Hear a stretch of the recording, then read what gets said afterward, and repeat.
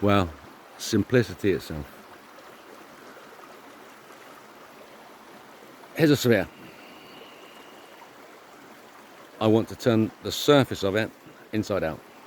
So it's a bubble, a soap bubble with a film of colour on it.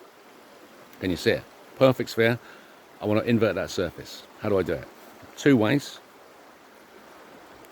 I make a hole in the bubble and I push all the film through the hole until it's on the other side. Just move. I make a void, I move it through the void to make an inverted surface on the other side. That's one way. Or I could assume that the surface of the film of oil is made of hydrocarbons, a sphere, and each of those spheres does a rotation, 180. That's turned inside out. And so that's the other way of doing it, that the whole surface just rolls around the centres of the spheres of the surface itself. That's the two ways. And the way that reality works is that both occur at the same time in the duration of Planck's constant. Is the momentum. There's a moment of an instant moment where both states occur at the same time. And that's the moment of consciousness and the moment of gravity. Because you get a contractive and an attractive force in the instant. Because they're relative to each other. The center of, let's take the surface of spheres that are going to roll around. They're in a sphere shape. When they finish the roll around, they still need to be in the sphere shape. So that rotation needs to reference the centroid of bending, outside the mass. Otherwise, they're not in a sphere anymore, and the surface ceases to exist. You see, if they just rotated randomly, after they'd all done 180, the sphere wouldn't exist anymore.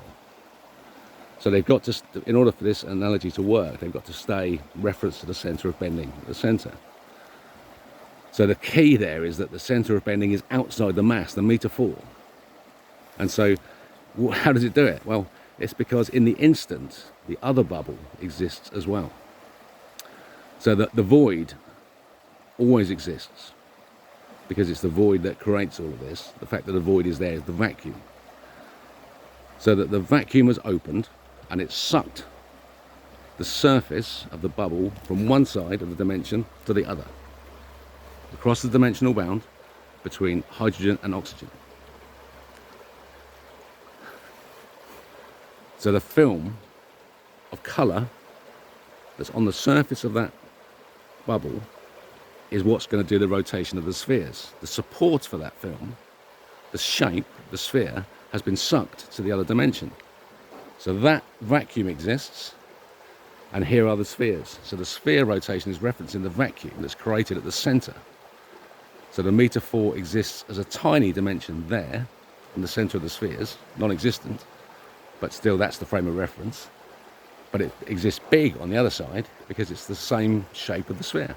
The memory of the shape that they take is known by the spheres when they do their rotation. When they've done their rotation, the energy has now finished. Entropy is now complete.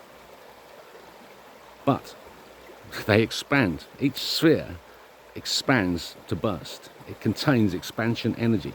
So as it expands, it crashes into all the spheres that are around it. And because they don't actually exist, because they've ceased to exist, the expansion is just the last gasp, there's no effort behind it. That effort, they crash into each other, cross over each other, overlap, and create hexagonal forces between them. So you go from a surface of the flower of life, of the spheres rotating. So there's a field of spheres not overlapping. At the moment of expansion, they all overlap, flower of life. That expansion force causes a negative reaction, a hexagonal force, negative, and the film of oil, the colour itself, the last thing that exists, contracts into a twisted fibre, a real entity with the strength of a material, EI, elastic plastic modulus, of the colour itself. And so that forms a framework, a hexagonal matrix. And so now that exists. And so the action of the sphere being sucked from one dimension to the other and the rolling of the spheres takes place within the framework of the matrix. The expansion, the rotation, and the reflection. So at the center of all this action now, we've now got a matrix built, and we can see the pumping action of the vacuum energy, which takes place in two different dimensions, occurring in the same dimension because it's trapped in space inside matter. Inside a mass of the matrix lies the Earth at the center. At the center of the planet, a hydrogen bubble. Around that, the atmosphere is oxygen. Two elements that cannot join together. But the hydrogen contains the expansion, the bending force. The oxygen is a tension force, and it's the bending that's causing the tension. So the bending is stronger than the tension, so that the surface inverts, so that the bending is on the outside. But now the pressure of the tension of the oxygen has broken the bending force of the hydrogen, and so it tries to re-invert. But in that re-inversion, the expansion force that created the first inversion remains, and so instead of contracting, it expands. That hydrogen-oxygen layer just grows. Hydrogen, oxygen, the sphere grows from the center of the planet out here to the atmosphere. And now you reach a level of meter squared per second squared of limit. So that as the expansion force has not increased, it's infinite, but it hasn't increased. And the spheres of force that are created from that overlapping hydrogen and oxygen is decreasing because the surface area is increasing exponentially. You reach a level where instead of expansion of sphere, you get expansion of force again. And you get replication. So there's a layer here, the atmosphere, where the hydrogen bubble now replicates instead of growing another sphere. So on this layer, you have now an infinite, suddenly, on the layer of smooth layer, the spatial and temporal coherence has been created. A single layer of infinite spheres of force is created. Dot points are created. Pixels of reality. Infinite number on this sphere. And they are all points of expansion. So any matter that's around them, that gets trapped around them, has that power of expansion. It's contracting because of the force of we are the negative.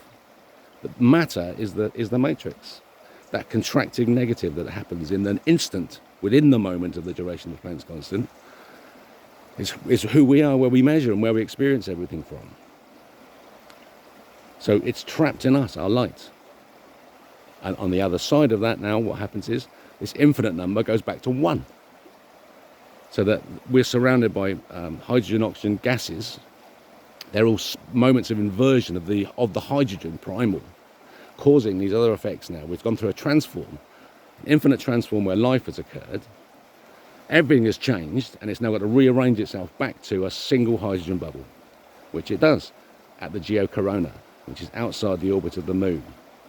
15 Earth diameters away from us, Earth radii away from us, the geocorona. It's where the hydrogen bubble becomes 1 again. Everything beyond the geocorona is smaller because the geocorona is our focal plane. So we're observing from the center of the eyeball, we're observing outside, we're looking at the edge of the eyeball. The action is here, where the replication is occurring. But science insists on drawing our gaze to their quantum world. And the quantum world is merely, it describes inertial forces. And you simply do this, physics. Put a shell around it and say, that's expansion. Those are the inertial forces. Let's put that away. What's happening? Surface inversion, shell theory, Leve, love, 1892. And the completion of Galileo's problem. So physics is finished. It's just expansive forces of light. You're looking at the inside of a combustion chamber with a petrol engine. You got a petrol air mixture comes in through the carburetor. It's going to be different every time, but balanced. An explosion is going to occur from a spark, and you're going to see an explosion. It will follow a geometric form, but every one will be different. Every explosion will be different. That's what you're looking at in quantum. Okay? So physics is finished, and engineering is home. And we've got all the courses you need put together, ready just to learn this information quickly.